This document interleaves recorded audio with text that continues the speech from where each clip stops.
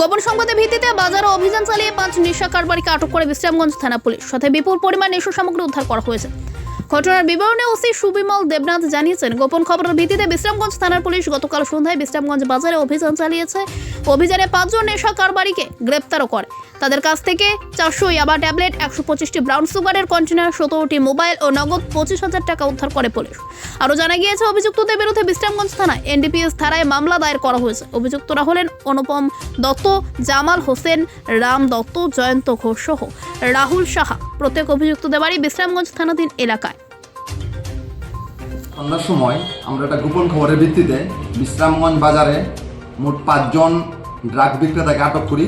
তাদের কাছ থেকে আমরা 400 ইয়াবা ট্যাবলেট এবং 125টা হিরোইনের কোটা উদ্ধার করি।